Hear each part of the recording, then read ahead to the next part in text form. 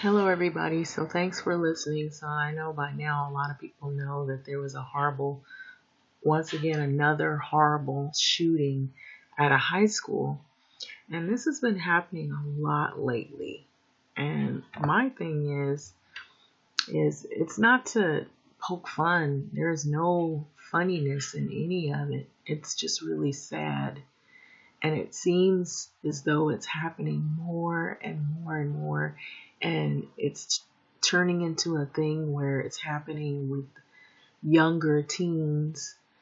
And at the schools, you would think the schools would be safe, churches would be safe. And now some of the places that you thought were the safest are now places that you have to wonder is it going to be my turn? Am I going to be next? Or is my kid going to be next? Or, is it safe to work here around children? Um, it's just really scary because I know that not only the kids are worried about their own safety, but the staff also is worried about, is it going to be my day or my last day working or living? And those are some hard questions that people are now trying to grapple with, that you don't know what school it's going to happen at. You don't know what's on the minds of people. And it could happen anywhere.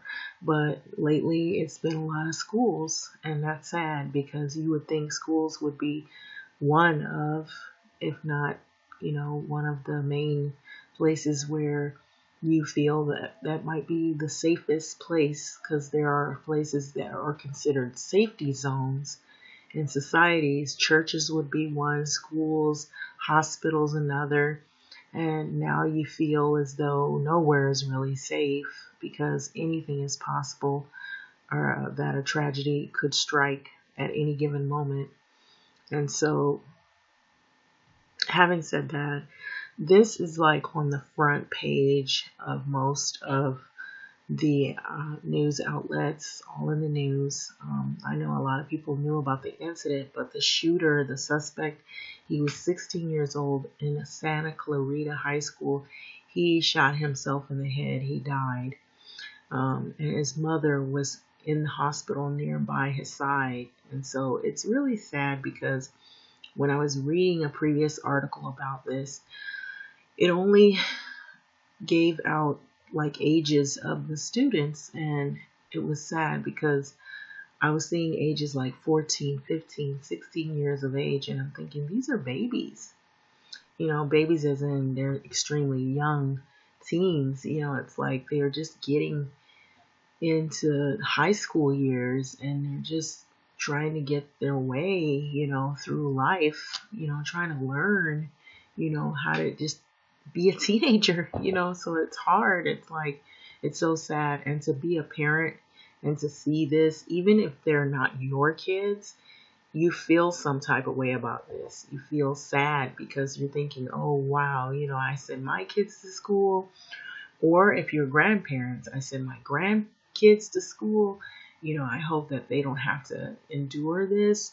And then, more importantly, what's on the minds of children? What are they watching? What are they exposed to? How are they feeling? Have you asked them what their feelings are? Are they hiding something? And from the article that I was reading, it made it seem as though that the kid who was supposedly the suspect, he was on the track team at one time. He has a girlfriend. She was on the swim team, and that he was doing fine. It didn't really seem as though that he had a troubling, record. It seemed as though the way they painted the picture of this kid, that he was just a regular kid. That's what it was said in the article, and that he didn't look like there were any troubles. But there's some people that are good at hiding their feelings. But however, it did mention that he had someone close to him that passed away in 2017. I believe it was his father. So we don't know if maybe that could have been it, but here it is, it's almost 2020. So, but you never know what people are thinking. So I know what I was reading, it said he was trying to reestablish a relationship with his father. So also it mentioned 2 students were killed, and there are some other students that were injured, and that they may be coming home this weekend.